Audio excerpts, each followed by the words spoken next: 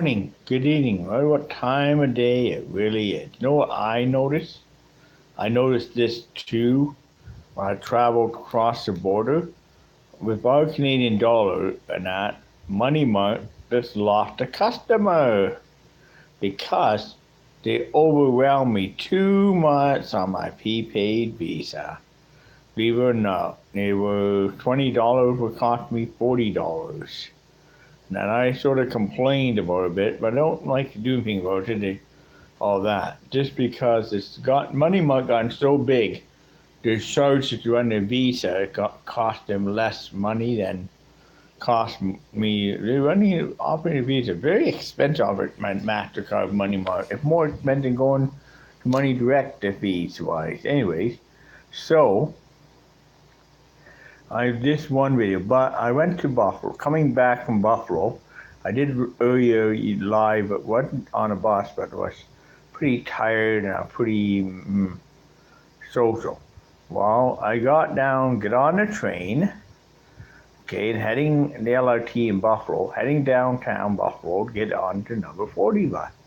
I get off the train, lo and behold, I see somebody dealing drugs right at the Metro Rail in downtown Buffalo, dealing some cocaine and drugs. And I thought, wow, I didn't really think too much of it, except when I went up, the guy had tried to sell me some cocaine. I said, no, thank you.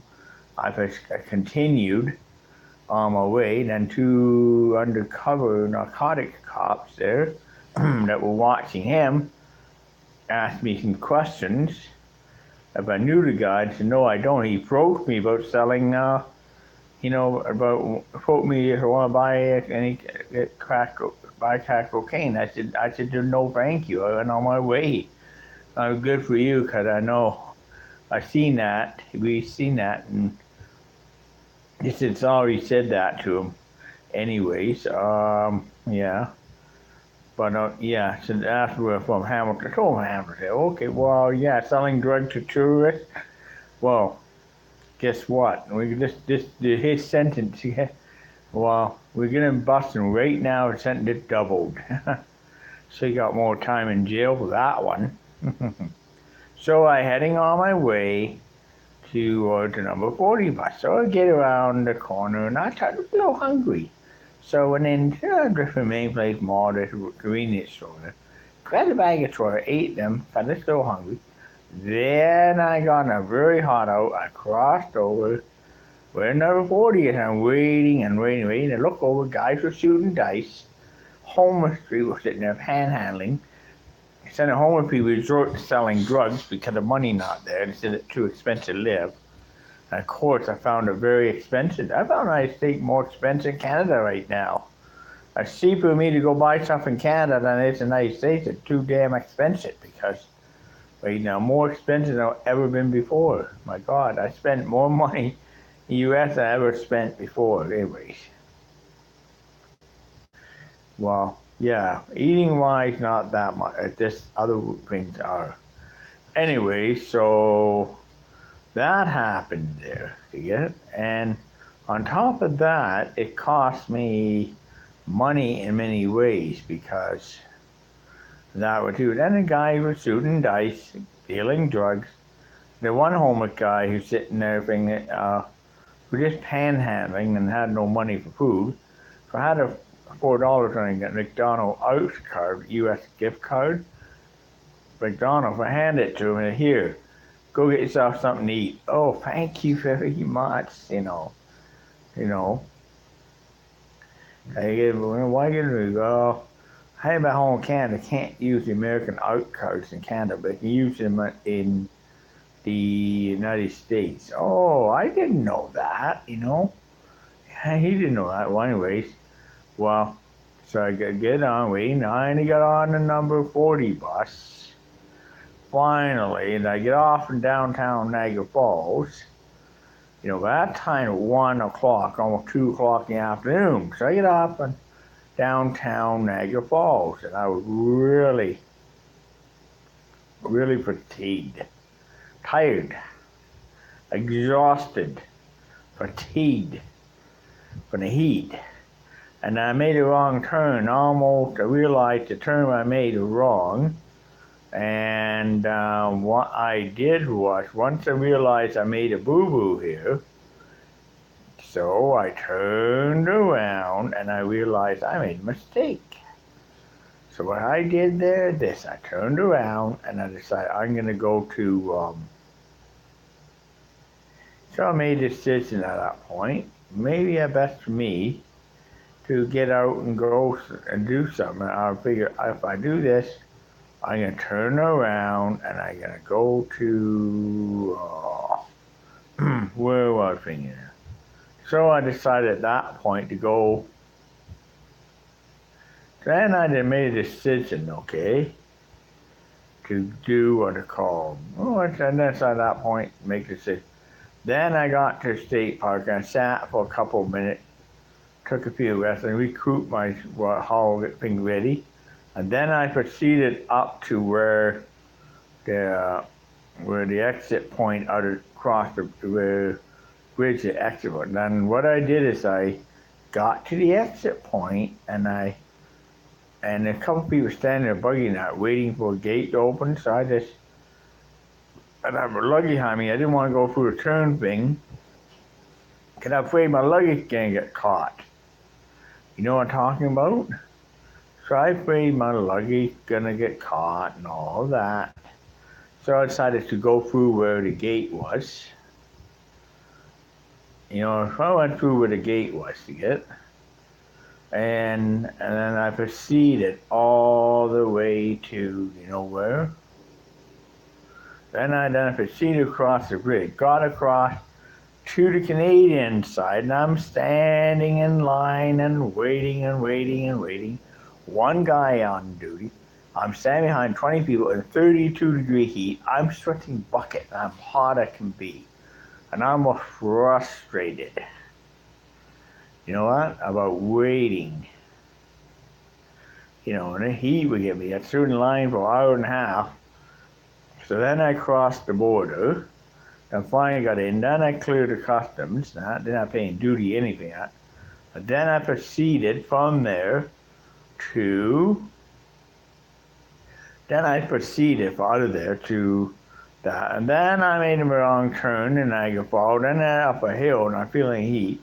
I want to go currency exchange. I went to duty free first and then I couldn't exchange the currency there because they told me to go other one.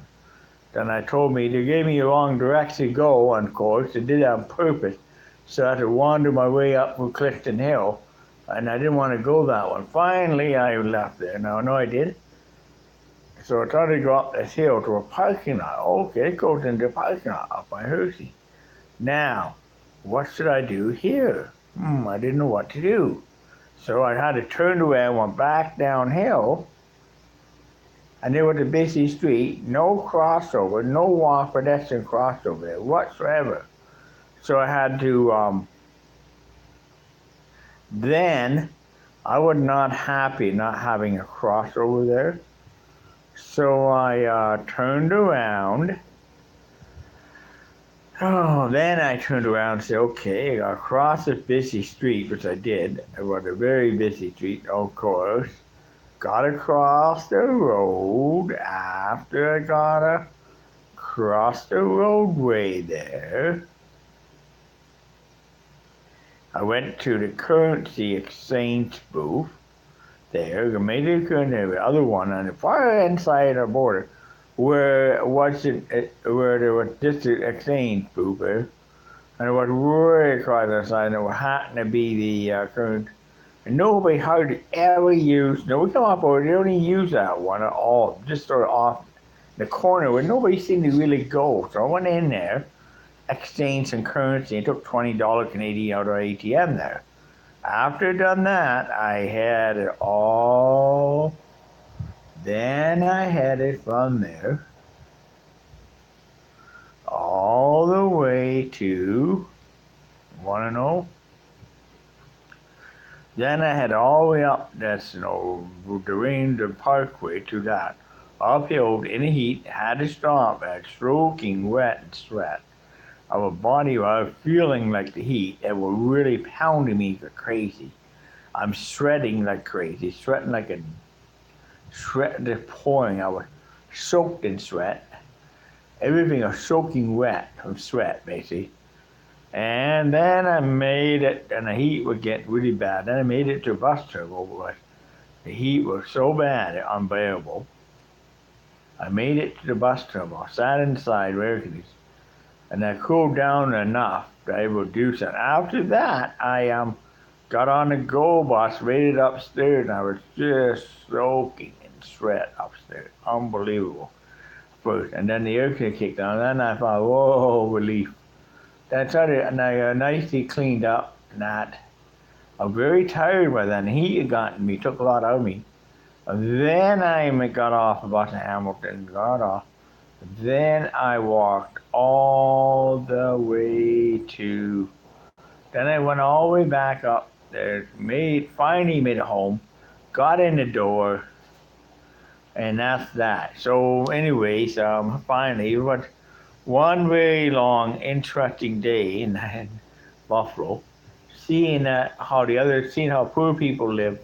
But very interesting how they gamble and sell drugs to make ends meet, because they probably don't get enough on social assistance to make ends meet. Even me on disability, I don't get enough either. So sometimes it'd be nice to have somebody sponsor my YouTube blog. I mean, nice to have a sponsor or something like that, but nobody would do that. If I get a sponsor, I can be then I can go on more trips and go places. But I'm asking you, YouTube viewer, about would anybody listening out there would